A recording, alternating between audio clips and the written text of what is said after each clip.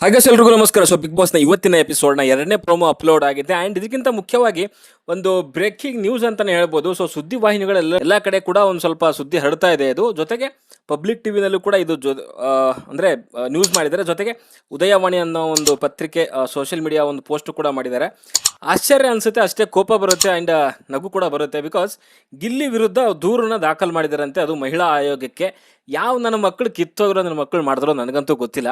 ಏನಕ್ಕೆ ಮಾಡಿದ್ದಾರೆ ಗೊತ್ತಾ ನಿಮಗೆ? ನಾಚಿಕೆ ಮಾನ ಮರುವುದು ಏನಾದರೂ ಒಂದು ಚೂರು ಇದೆಯಾ ಇವರಿಗೆ ಅಂತ ಅರ್ಥ ಆಗ್ತಿಲ್ಲ ನನಗೆ. ಯಾವ ನನ್ನ ಮಗ ಅವನು ಕೊಟ್ಟಿದ್ದಾನೆ ಅಲ್ಲಿ ಕಂಪ್ಲೇಂಟು ಅಂತ ಕಿತ್ತೋಗಿರೋ ನನ್ನ ಮಕ್ಕಳಿಗೆ ಏನು ಅನ್ಕೊಂಡ್ಬಿಟ್ಟಿದ್ದಾರೆ ಎಲ್ಲರೂ? ಗಂಡಸರಂದ್ರೆ ಇವರು, ಹುಡುಗರಂದ್ರೆ ರಿಷಾದ್ ತೊಗೊಂಡು ಬಟ್ಟೆನ ತೊಗೊಂಡೋಗಿ ವಾಶ್ರೂಮಲ್ಲಿ ಇಟ್ಟಿದ್ನಲ್ಲ, ವಾಶ್ರೂಮು ಅಲ್ಲಾಗರು, ಅದು ಬಾತ್ರೂಮ್ ಎದುರುಗಡೆಗೆ ಪ್ಯಾಸೇಜಲ್ಲಿ ಇಟ್ಟಿರುವಂಥದ್ದು ನೆಲದ ಮೇಲೆ, ಅದ್ರ ಮೇಲೆ ಇಟ್ಟಿದ್ದಕ್ಕೆ ತೊಗೊಂಡು ಹೋಗಿ ಏನೋ ಮಹಿಳಾ ಆಗೋಕ್ಕೆ ಕಂಪ್ಲೇಂಟ್ ಕೊಟ್ಟಿದ್ದಾರಂತೆ. ಏನು ಮಾಡ್ದಂಗೆ ಆಯ್ತಲ್ಲಿ? ಏನು ಮಾಡ್ದಂಗೆ ಆಯಿತು ಅಂತ? ಏನು ದೊಡ್ಡದಾಗಿ ಏನು ಮಾಡಬಾರ್ದು ಮಾಡ್ದ ಅನ್ನೋ ರೇಂಜ್ಗೆ ಬಟ್ಟೆ ತೊಗೊಂಡೋಗಿ ಇಟ್ಟಿದ್ದಕ್ಕೆ ಮಹಿಳಾ ಆಯೋಗಕ್ಕೆ ದೂರು ಕೊಟ್ಟಿದ್ದಾರಂತೆ. ನಾಚಿಕೆ ಮಾನ ಮರುವದೆ ಒಂಚೂರು ಇಲ್ಲ. ಗಂಡಸರಿಗಂದ್ರೆ ಏನು ಬೆಲೆ ಇಲ್ವಾ? ಅಯ್ಯೋ ನಿನ್ನ ಕರ್ಮ. ಆಮೇಲೆ ಅವರು ಯಾರು ಮಹಿಳಾ ಆಯೋಗದ ಅಧ್ಯಕ್ಷೆ, ಅದನ್ನೇನೋ ವಿಡಿಯೋ ಪರಿಶೀಲನೆ ಮಾಡಿದ್ರಂತೆ. ಯಾವುದೇ ರೀತಿಯಲ್ಲಿ ಸಾಕ್ಷ್ಯ ಸಿಗದಿದ್ದಕ್ಕೆ ಅದನ್ನು ಯಾವುದೋ ಲೀಗಲ್ ಸೆಲ್ಗೇನೋ ಕಳಿಸಿದಾರಂತೆ. ಸೊ ವಿಚಾರಣೆಗೆ ಅಂತ ಏನು ಮಣ್ಣು ಮಾಡ್ತಾರೆ ವಿಚಾರಣೆ? ಮಣ್ಣಂಗಟ್ಟಿ ಏನಿದೆ ಮಾಡೋಕ್ಕಲ್ಲಿ? ತಪ್ಪಾಗಿರೋವಂಥದ್ದು ರಿಷಾ ಕಡೆಯಿಂದ, ಅದನ್ನು ಅಲ್ಲಿ ಅರ್ಥ ಮಾಡ್ಕೊಬೇಕು. ಆಮೇಲೆ ರಿಷಾ ಕೈ ಮಾಡಿದಾಳಲ್ವಾ, ಇವಾಗ ಯಾಕೆ ಮಹಿಳಾ ಆಯೋಗಕ್ಕೆ ದಮ್ಮಿಲ್ವಾ? ಗಂಡಸರಿಗೆ ಅನ್ಯಾಯ ಆಗಿದೆ ಅಂತ ಹೇಳ್ಬಿಟ್ಟು ತೊಗೊಬೇಕು ಅಂದರೆ ಮಹಿಳೆಯರಿಗೆ ಮಾತ್ರ ಅನ್ಯಾಯ ಆಗಿರೋಂಥದ್ದು ಮಾತ್ರ ಅವ್ರು ನೋಡುವಂಥದ್ದಾ? ಗಂಡಸರ ಒಂದು ಆಯೋಗ ಎಲ್ಲಿ ಇದೆಯಾ? ಎಲ್ಲಾದರೂ ಗಂಡಸರಿಗೆ ಅನ್ಯಾಯ ಆಗಿರುವಂಥದ್ದು ತಡೆಗಟ್ಟಲಿಕ್ಕೆ, ಅದ್ರ ಜೊತೆಗೆ ಆ್ಯಕ್ಷನ್ ತೊಗೊಳ್ಳಿಕ್ಕೆ ಯಾವುದಾದ್ರೂ ಆಯೋಗ ಇದೆಯಪ್ಪ? ಇದು ಯಾಕೆ ಇದು ಪಾರ್ಶಾಲಿಟಿ? ಮಾತಾಡ್ಬೇಕು ಯಾರಾದ್ರೂ ಹೆಣ್ಮಕ್ಳು ಇವಾಗ ಮಾತಾಡಿ ನೋಡೋಣ. ಗಿಲ್ಲಿ ಅದು ಏನು ಗುರು ಕಂಪ್ಲೇಂಟ್ ಕೊಡೋವಂಥದ್ದು? ಇಂಥ ತೆವಲು ಅನ್ಸುತ್ತೆ ಇವ್ರಿಗೆಲ್ಲರಿಗೂ. ಈ ಬಿಗ್ ಬಾಸ್ ಶುರು ಆದಾಗಿಂದ ಒಂದು ತೆವಲಿದೆ. ಬಿಗ್ ಬಾಸ್ ಮನೆ ಒಳಗೆ ಒಂದು ಚೂರು ಏನೋ ಆ ಕಡೆ ಈ ಕಡೆದಾದರೆ ಅದು ಹೋಗಿ ಕಂಪ್ಲೇಂಟ್ ಕೊಡುವಂಥದ್ದು, ಅದು ಹೆಣ್ಮಕ್ಳಿಗಾದರೆ. ಆ ಬಟ್ಟೆ ತೊಗೊಂಡು ಹೋಗ್ಬಿಟ್ಟು ಸೊ ಅಲ್ಲಿ ವಾಶ್ರೂಮಲ್ಲಿ ಇಟ್ಟಿದ್ದಾನೆ. ಅದು ಬಿಟ್ಟು ಏನಾದರೂ ಅದಕ್ಕೇನು ಮುದ್ದಾಡಿದಾನೆ? ಅದಕ್ಕೆ ನಾನು ಈ ಥರ ಮಾತಾಡಬಾರ್ದು, ಬಟ್ ಹೇಳ್ತಾ ಇದ್ದೀನಿ. ಅಂಥ ಕಾಮುಕರು ಬೇರೆ ಇರ್ತಾರೆ, ಇಲ್ಲ ಅಂತ ಹೇಳ್ತಾ ಇಲ್ಲ. ಬಟ್ ಆ ಥರ ಏನಾದರೂ ಮಾಡಿ ಅಸಹ್ಯವಾಗಿ ಏನಾದ್ರು ಮಾಡಿದ್ದಾನೆ ಅದಕ್ಕೆ ಅವನು? ತೊಗೊಂಡೋಗಿ ಇಟ್ಟಿದ್ದಾನೆ. ಬಿಕಾಸ್ ಅಲ್ಲಿ ತೊಗೊಂಡೋಗಿ ಆಟ ಆಡಿಸಿದ್ಲು, ಬಕೆಟ್ ಕೊಡಲಿಲ್ಲ ಅಂತ ತೊಗೊಂಡೋಗಿ ಇಟ್ಟ. ಅದಾದಮೇಲೆ ಅವಳು ಹೊಡೆದಿರೋದು ಕಾಣಿಸುತ್ತಾ? ಅದೇ ಫುಟೇಜ್ ಇನ್ನು ಯಾವ ಚೆಕ್ ಮಾಡ್ತಿದ್ರಲ್ವ, ಅದೇ ಫುಟೇಜ್ ಇನ್ನೊಂದು ಚೂರು ಫಾರ್ವರ್ಡ್ ಮಾಡಿ, ಅಲ್ಲೇ ಅವಳೇ ಹೊಡೆದಿದ್ದಾಳೆ ಅವನಿಗೆ. ಅದಾದಮೇಲೆ ಏನೇನಾಯಿತು, ಅವಳಿಗೆ ಕ್ಷಮಿಸ್ಬಿಟ್ಟು ಎಲ್ಲ ಒಂದು ಮಾನವೀಯತೆ ಮರೆದಿದ್ದಾನೆ ಅವನು. ಅಂಥವ್ನ ವಿರುದ್ಧ ಹೋಗ್ಬಿಟ್ಟು ಕಂಪ್ಲೇಂಟ್ ಕೊಟ್ಟಿದ್ದಾರೆ ಅಂತಂದರೆ ಎಂಥ ಕಿತ್ತೋಗ್ರೆ ನನ್ನ ಮಕ್ಕಳು ಇರಬಾರ್ದು ಅವ್ರದ್ದು. ಗಂಡಸರಂದರೆ, ಹುಡುಗರು ಅಂತಂದರೆ ಏನು ಬೆಲೆನೇ ಇಲ್ವ ಈ ಜಮಾನದಲ್ಲಿ? ನಿನ್ನೆ ಸಂಡೇ ಎಪಿಸೋಡಲ್ಲಿ ಆ ಜಾನ್ವಿ ಹೇಳ್ತಾಳೆ, ಅಂದರೆ ಈ ಗಂಡಸರಿಗೆ ಕದರ ಇಲ್ಲ, ಕಡಕ್ಕಿಲ್ಲ ಅಂತಾರೆ, ಸತ್ ಹೆಣ ಇದ್ದಂಗಿದ್ದಾರೆ ಅಂತಾರೆ. ಗಿಲ್ಲಿಗೆ ಸೊಂಟನೇ ಇಲ್ಲ ಅಂತಾರೆ.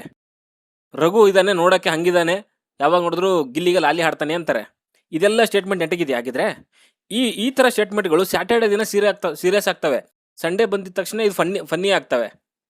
ಇದು ಬಿಗ್ ಬಾಸ್ ಅವರು ಕೂಡ ಅದೇ ಒಂದು ಡಬಲ್ ಸ್ಟ್ಯಾಂಡರ್ಡು. ಆ ಧ್ರುವಂತ ಬಗ್ಗೆ ಒಂದು ಚೂರು ವ್ಯಾಕ್ ಅಂದಿದ್ದಕ್ಕೇ 6 ಇಂಚಿ ಕ್ಲಾಸ್ ತೊಗೊಂಡಂಥವ್ರು ಇವಳು ಇಷ್ಟು ಗಂಡಸರ ಬಗ್ಗೆ ಎಲ್ಲನೂ ಅಷ್ಟೊಂದೆಲ್ಲ ಮಾತಾಡ್ತಾಳೆ. ಕಡಕ್ಕಿಲ್ಲ, ಸತ್ ಹೆಣ ಇದ್ದಂಗೆ ಇರ್ತಾರೆ, ಇದೆಲ್ಲನೂ ಮ್ಯಾಟ್ರ್ ಆಗಲ್ವಾ? ಇದೆಲ್ಲ ಮಹಿಳಾ ಆಯೋಗಕ್ಕೆ ಕಾಣಿಸಲ್ವಾ? ಇದೆಲ್ಲ ಸಾಕ್ಷಿಯಾಗಿ ಕನ್ವರ್ಟ್ ಆಗಲ್ವಾ?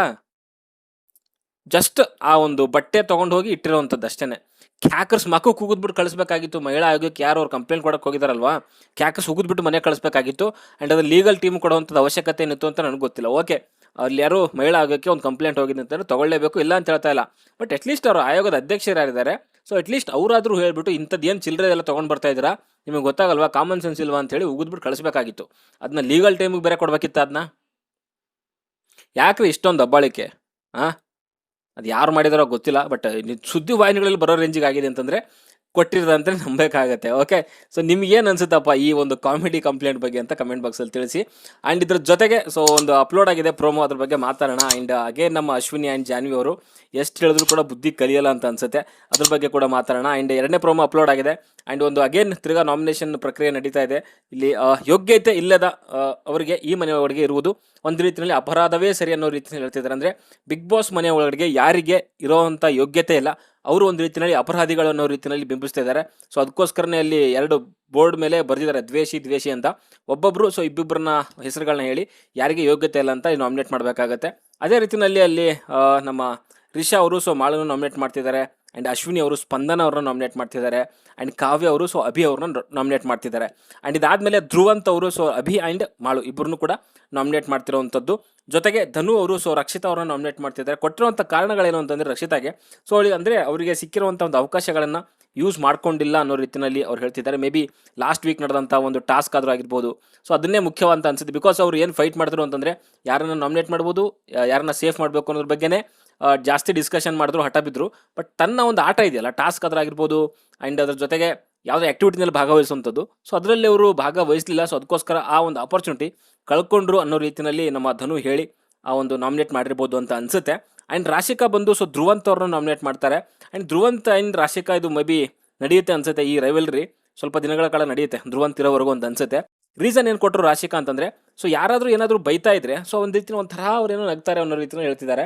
ಅದು ಗೊತ್ತಿಲ್ಲ, ಕೆಲವು ಟೈಮಲ್ಲಿ ಆ ಥರ ಧ್ರುವಂತ್ ಮಾಡ್ತಾ ಇರ್ತಾನೆ. ಅಂದರೆ ಏನಕ್ಕೆ ನಗ್ತಾನೋ ಗೊತ್ತಿಲ್ಲ, ಅದೊಂಥರ ಆಡ್ಕೊಳ್ಳೋ ರೀತಿಯಲ್ಲಿ ಒಂಥರ ಏನೋ ನಗು ಇರುತ್ತದು. ಓಕೆ, ಸೊ ಆ ನಗು ಅವರಿಗೆ ಮೇ ಬಿ ಬೇಸರ ತಂದಿದೆ ಅಂತ ಅನ್ಸುತ್ತೆ. ಜೊತೆಗೆ ಒಂಥರ ಸ್ಯಾಡಿಡ್ ಪರ್ಸನ್ ಇವರು ಅನ್ನೋ ರೀತಿಯಲ್ಲಿ ಹೇಳ್ತಿದ್ದಾರೆ. ಆ್ಯಂಡ್ ಇದಾದ್ಮೇಲೆ ನಮ್ಮ ಸ್ಪಂದನ ಅವರು ಸೊ ರಾಶಿಕಾ ಆ್ಯಂಡ್ ರಿಷಾ ಅವರನ್ನು ಒಂದು ದ್ವೇಷಿ ಅಥವಾ ಈ ಬಿಗ್ ಬಾಸ್ ಮನೆ ಒಳಗೆ ಯೋಗ್ಯತೆ ಇಲ್ಲ ಅನ್ನೋ ರೀತಿಯಲ್ಲಿ ಹೇಳಿ ನಾಮಿನೇಟ್ ಮಾಡ್ತಿದ್ದಾರೆ. ಕೊಟ್ಟಿರುವಂಥ ಕಾರಣ ನಾನೇ ಎಲ್ಲನೂ ಆಡಬಲ್ಲೆ ಅನ್ನೋವಂಥ ಅಹಂಕಾರ ಅವರಿಗಿದೆ ಅನ್ನೋ ರೀತಿಯಲ್ಲಿ ಹೇಳ್ತಿದ್ದಾರೆ. ಖಂಡಿತವಾಗ್ಲೂ ಕೆಲವು ಟೈಮಲ್ಲಿ ರಾಶಿಕಾಗೆ ಅದೊಂದಿದೆ, ಅಂದರೆ ನಾನು ಎಲ್ಲ ಆಟನೂ ಕೂಡ ಗೆಲ್ತೀನಿ, ಸೊ ನನಗೆ ಗೆಲ್ಲುವಂಥ ಒಂದು ಅರ್ಹತೆ ಇದೆ ಅನ್ನೋ ರೀತಿಯಲ್ಲಿ ಅವ್ರಿಗೊಂದು ಜಂಬ ಅಂತ ಹೇಳ್ಬೋದು. ಅಷ್ಟೊಂದು ಅಹಂಕಾರ ಅಂತ ಹೇಳಲಿಕ್ಕೆ ಹೋಗಲ್ಲ, ಬಟ್ ಅದೊಂದು ಕಾನ್ಫಿಡೆನ್ಸು ಅಥವಾ ಕೆಲವು ಟೈಮಲ್ಲಿ ಓವರ್ ಕಾನ್ಫಿಡೆನ್ಸು ಕೂಡ ಅಂತ ಅನ್ನಿಸ್ಬೋದು. ಬಟ್ ಅವ್ರು ಗೆದ್ದಿದ್ದಾರೆ ಕೂಡ, ಮ್ಯಾಕ್ಸಿಮಮ್ ಅಲ್ಲಿ ಅವ್ರದ್ದು ಸಕ್ಸಸ್ ರೇಟ್ ತುಂಬ ಚೆನ್ನಾಗಿದೆ. ಟಾಸ್ಕ್ ಅಂತ ಬಂದಾಗ ನನ್ನ ಪ್ರಕಾರ 80% ಅವ್ರು ಟಾಸ್ಕ್ಗಳೇ ತುಂಬ ಚೆನ್ನಾಗಿ ಆಡಿದ್ದಾರೆ ಅಂತ ಹೇಳ್ಬೋದು. ಅದಕ್ಕೆ ಒಂದು ಸ್ವಲ್ಪ ಅಹಂಕಾರ ಇದ್ದರೆ ಒಳ್ಳೆಯದು, ಬಟ್ ದುರಹಂಕಾರ ಆಗೋದು ಬೇಡ ಅಂತ ನನಗನ್ಸುತ್ತೆ. ಓಕೆ, ಇದ್ರ ಜೊತೆಗೆ ಸೊ ಎಲ್ಲ ಒಂದು ಅಭಿಪ್ರಾಯಗಳನ್ನು ಅವರು ಒಬ್ಬರ ಹತ್ರ ಮಾತ್ರ ಹಂಚ್ಕೊತಾರೆ ಅನ್ನೋ ರೀತಿಯಲ್ಲಿ ಹೇಳ್ತಿದ್ದಾರೆ. ಅದು ಮೇ ಬಿ ಸೂರಜ್ ಜೊತೆಗೆ ಅಂತ ಅನ್ಸುತ್ತೆ. ನನ್ನ ಪ್ರಕಾರ ಹಾಗೇನಿಲ್ಲ, ಸೂರಜ್ ಜೊತೆಗೂ ಕೂಡ ಹಂಚ್ಕೊತಾರೆ ಮುಖ್ಯವಾದಂಥ ಕೆಲವು ವಿಚಾರಗಳು. ಜೊತೆಗೆ ಅಶ್ವಿನಿ ಆದ್ರೂ ಆಗಿರ್ಬೋದು, ಜಾನ್ವಿ ಆದ್ರೂ ಆಗಿರ್ಬೋದು, ಇನ್ಕ್ಲೂಡಿಂಗ್ ರಿಷಾ, ಅವ್ರಿಗೆ ಬೆನ್ನಿಗೆ ಚೂರಿ ಹಾಕುವಂಥ ರಿಷಾ ಆ್ಯಂಡ್ ಅಶ್ವಿನಿ ಜಾನ್ವಿ ಜೊತೆಗೂ ಕೂಡ ಹಂಚ್ಕೊತಾರೆ. ಸೊ ಮೇ ಬಿ ಈ ಒಂದು ವೀಕಿಂದ ಮೇ ಬಿ ಚೇಂಜ್ ಆಗ್ಬೋದು ಅಂತ ಅನಿಸುತ್ತೆ. ಬಿಕಾಸ್ ರಿಷಾ, ಅಶ್ವಿನಿ ಆ್ಯಂಡ್ ಜಾನ್ವಿ ಅವರು ಸೊ ಇದೇ ಒಂದು ರಾಶಿಕಾ ಬಗ್ಗೆನೇ ಹಿಂದೆ ಎಲ್ಲ ಮಾತಾಡಿದ್ರು. ಬಿಕಾಸ್ ಅವಳಿಗೆ ಸೇಫ್ ಮಾಡ್ಲಿಕ್ಕೆ ಹೋದಾಗ ಕೂಡ ಹಠಕ್ಕೆ ಬಿದ್ರಲ್ಲ. ಸೊ ಅದು ಕಂಡ್ರೆ ಇಲ್ಲಿ ರಿಷಾ ಆ್ಯಂಡ್ ಅಶ್ವಿನಿ ಆ್ಯಂಡ್ ಜಾನ್ವಿ ಅವರಿಗೆ ಆಗ್ತಾ ಇಲ್ಲ. ಸೊ ಇನ್ನು ಮುಂದಿನ ಆಟ ಹೆಂಗಿರುತ್ತೆ ರಾಶಿಕಾದು ಅಂತ ನೋಡೋಣ. ಓಕೆ, ಇದರಲ್ಲಿ ನನಗೆ ಇಂಟ್ರೆಸ್ಟಿಂಗ್ ಅಂತ ಅನಿಸಿರುವಂಥದ್ದು ಅಥವಾ ನನಗೆ ಬಿಗ್ ಬಾಸ್ ಮನೆ ಒಳಗೆ ಯೋಗ್ಯತೆಯೇ ಇಲ್ಲ ಅಂತ ಅನಿಸಿರುವಂಥದ್ರೆ ಒಂದು ಅಭಿ ಅಂತ ಅನಿಸ್ತಾ ಇದೆ. ಸೊ ಅವರು ಬಿಗ್ ಬಾಸ್ ಮನೆ ಒಳಗೆ ಅದೇನು ಮಾಡ್ತಾರೋ ಅರ್ಥ ಆಗ್ತಿಲ್ಲ ನನಗೆ. ಬಟ್ ಅಟ್ಲೀಸ್ಟ್ ಧ್ರುವಂತ್ ಆದರೂ ಏನಾದರೂ ಒಂದು ಮಾಡ್ತಿದ್ದಾನೆ, ಆ್ಯಂಡ್ ಸ್ಪಂದನ ಕೂಡ ಏನಾದರೂ ಮಾಡ್ತಿದ್ದಾಳೆ. ಆ್ಯಂಡ್ ರಿಷಾ ಅಂತ ಬಂದಾಗ ಕೂಡ ಅಷ್ಟೇ, ರಿಷಾ ಆ್ಯಂಡ್ ಅಭಿ ಇಬ್ಬರನ್ನ ನನ್ನ ಪ್ರಕಾರ ಆಚೆ ಹಾಕೋದು ಬೆಟರ್ ಅಂತ ನನಗನ್ಸುತ್ತೆ. ಅಭಿ ಸ್ಟಾರ್ಟಿಂಗಿಂದ ಬಂದಿದ್ದಾರೆ, ಇನ್ನೂ ಏನು ಇಂಪ್ಯಾಕ್ಟ್ ಮಾಡಲಿಕ್ಕಾಗಿಲ್ಲ, ಎಲ್ಲೂ ಕೂಡ ಕಾಣಿಸ್ಕೊಳ್ಳೋದು ಇಲ್ಲ, ಆ್ಯಂಡ್ ಕಾಣಿಸ್ಕೊಳ್ಳೋ ರೀತಿಯಲ್ಲಿ ಏನೂ ಕೂಡ ಮಾಡ್ತಾ ಇಲ್ಲ ಅನ್ನೋಂಥದ್ದು ಬೇಸರ ತರುವಂಥ ಒಂದು ಸಂಗತಿ. ಸೊ ನಿಮ್ಮ ಪ್ರಕಾರ ಸೊ ಈ ಬಿಗ್ ಬಾಸ್ ಮನೆ ಒಳಗೆ ಯಾರಿಗೆ ಇರೋದಕ್ಕೆ ಯೋಗ್ಯತೆ ಇಲ್ಲ ಅಂತ ಕಮೆಂಟ್ ಬಾಕ್ಸಲ್ಲಿ ತಿಳಿಸಿ. ಓಕೆ, ಸೊ ಇನ್ನೊಂದು ಏನಂತಂದರೆ ಇಲ್ಲಿ ನಮ್ಮ ಅಶ್ವಿನಿ ಆ್ಯಂಡ್ ಜಾನ್ವಿ ಅವರು ಅಗೇನ್ ಲಾಸ್ಟ್ ಒಂದು ಸ್ಯಾಟರ್ಡೆ ಎಪಿಸೋಡಲ್ಲೇ ಬೈದಿದ್ರು. ಸೊ ಡ್ರೆಸ್ ಚೇಂಜ್ ರೂಮ್ ಒಳಗಡೆಗೆ ಹೋಗಿ ಮಾತಾಡೋ ಹಾಗಿಲ್ಲ ಅಂತ. ಬಟ್ ಮೈಕ್ ಆಫ್ ಮಾಡಿ ಮಾತಾಡಬೇಡ ಅಂತ ಹೇಳಿದ್ರು ಅಥವಾ ಮಾತೇ ಆಡಬೇಡ ಅಂತ ಹೇಳಿದ್ರು ಗೊತ್ತಿಲ್ಲ ನನಗೆ. ನನಗೆ ಗೊತ್ತಿರೋಂಗೆ ಮೈಕ್ ತೆಗೆದುಬಿಟ್ಟು ಮಾತಾಡೋ ಹಾಗಿಲ್ಲ. ನಾರ್ಮಲಿ ಮೈಕ್ ಇದ್ದರೆ ನೀವು ಏನು ಬೇಕಾದರೂ ಮಾತಾಡ್ಬೋದು, ಎಲ್ಲಿ ಬೇಕಾದರೂ ಮಾತಾಡ್ಬೋದು. ಬಟ್ ಇಲ್ಲಿ ಒಂದು ಲೈವ್ ಅಪ್ಡೇಟಲ್ಲಿ ಪ್ರಕಾರ ಅಲ್ಲಿ ಗಿಲ್ಲಿ ಆ್ಯಂಡ್ ಅಲ್ಲಿ ಯಾರು ನಮ್ಮ ಕಾವ್ಯ ಆ್ಯಂಡ್ ಸ್ಪಂದನ ಎಲ್ಲ ಮಾತಾಡ್ತಿರ್ತಾರೆ. ಇವ್ರಿಗೆ ಎಷ್ಟು ಹೇಳಿದ್ರು ಕೂಡ ಬುದ್ಧಿ ಇಲ್ಲ, ಅವ್ರು ಬೇಕು ಅಂತಲೇ ಮಾತಾಡ್ತಿದ್ದಾರೆ ಅನ್ನೋ ರೀತಿಯಲ್ಲಿ ಹೇಳ್ತಿದ್ದಾರೆ. ಬಿಕಾಸ್ ಡ್ರೆಸ್ ಚೇಂಜ್ ರೂಮಲ್ಲಿ ಹೋಗಿ ಮಾತಾಡ್ತಿದ್ರಂತೆ. ಇನ್ ಕೇಸ್ ಮೈಕ್ ಇಲ್ದೇನೆ ಏನಾದರೂ ಮಾತಾಡಿದರೆ ಖಂಡಿತವಾಗ್ಲೂ ಅದು ದೊಡ್ಡ ಅಪರಾಧ ಅಂತಲೇ ಹೇಳ್ತೀನಿ. ಬಿಗ್ ಬಾಸ್ ಅಂತ ಬಂದಾಗ ಯೋಗ್ಯತೆ ಹೊರಗಡೆ ಹೋಗೋದಕ್ಕಿಂತ ಇದು ತುಂಬ ಕ್ರೈಮ್ ಆಗಿ ಹೋಗ್ಬಿಡುತ್ತೆ ಬಿಗ್ ಬಾಸ್ ಮನೆ ಒಳಗಡೆಗೆ ನೋಡೋಕೋದ್ರೆ. ಯಾಕಂದರೆ ಇವಾಗ ಆಲ್ರೆಡಿ ಒಂದ್ಸರಿ ಉಗ್ದಿದ್ದಾರೆ, ತಿರ್ಗಾ ಅದೇ ಮಾಡಿದ್ರೆ ಬೇಕು ಅಂತಲೇ ಮಾಡ್ತಿದ್ದಾರೆ, ಇಂಟೆನ್ಷನ್ ಇಟ್ಕೊಂಡೆ ಅಂತ ಅಲ್ಲಿ ಕ್ಲಿಯರಾಗಿ ಹೇಳ್ತಿದ್ರು ಗಿಲ್ಲಿ ಆ್ಯಂಡ್ ಕಾವ್ಯ ಅವರು. ಸೊ ಅದೇನಾದರೂ ಆದರೆ ಮತ್ತೆ ತಿರ್ಗಾ ಉಗಿಸ್ಕೊತಾರೆ. ಆ್ಯಂಡ್ ಅದೇ ಒಂದು ಕಾರಣಕ್ಕೆ ಅವರಿಬ್ಬರನ್ನು ಕೂಡ ಡೈರೆಕ್ಟ್ ನಾಮಿನೇಷನ್ ಮಾಡಿದ್ದಾರೆ ಅಂತ ಹೇಳ್ತಿದ್ದಾರೆ. ನೋಡೋಣ, ಲೈವ್ ಅಪ್ಡೇಟ್ ಅದು ಎಪಿಸೋಡಲ್ಲಿ ಟೆಲಿಕಾಸ್ಟ್ ಆದಾಗೆ ಗೊತ್ತಾಗುವಂಥದ್ದು. ಇನ್ ಕೇಸ್ ಅವರೇನಾದರೂ ಆ ಥರ ಮಾಡಿದರೆ ಶಿಕ್ಷೆ ಖಂಡಿತವಾಗ್ಲೂ ಸಿಗುತ್ತೆ. ಆ್ಯಂಡ್ ಸಿಕ್ಕಿದೆ ಅಂತ ಕೂಡ ಹೇಳ್ತಿದ್ದಾರೆ. ಅಂದರೆ ಒಂದು ಡ್ರೆಸ್ ಚೇಂಜ್ ರೂಮಲ್ಲಿ ಮಾತಾಡಿದ್ದಕ್ಕೆ ಇಬ್ಬರನ್ನೂ ಕೂಡ ಡೈರೆಕ್ಟಾಗಿ ನಾಮಿನೇಟ್ ಮಾಡಿದ್ದಾರೆ ಬಿಗ್ ಬಾಸ್ ಅವರೇನೆ. ಅವ್ರು ಇನ್ನು ಮುಂದೆ ಟಾಸ್ಕಲ್ಲಿ ಆದ್ರಾಗಿರ್ಬೋದು ಯಾವುದರಲ್ಲೂ ಕೂಡ ಒಂದು ಸೇವ್ ಆಗುವಂಥ ಪರಿಸ್ಥಿತಿ ಬಂದರೂ ಕೂಡ ಅವ್ರು ಸೇವ್ ಆಗೋ ಹಾಗಿಲ್ಲ. ಬಿಕಾಸ್ ನೇರವಾಗಿ ನಾಮಿನೇಟ್ ಆಗಿರೋದ್ರಿಂದ. ಓಕೆ, ಸೊ ಇಷ್ಟಿತ್ತು ಸೊ ಇವತ್ತಿನ ಒಂದು ಈ ವಿಡಿಯೋ ಬಗ್ಗೆ. ಆ್ಯಂಡ್ ನಿಮಗೇನು ಅನಿಸುತ್ತೆ ಗಿಲ್ಲಿ ಬಗ್ಗೆ ದೂರು ಕೊಟ್ಟಿರೋದು ಮಹಿಳಾ ಆಯೋಗಕ್ಕೆ ಏನು ಅನಿಸುತ್ತೆ ಕಮೆಂಟ್ ಬಾಕ್ಸಲ್ಲಿ ತಿಳಿಸಿ. ನನಗಂತೂ ನಗು ಬರ್ತಾ ಇದೆ. ಬಾಯ್.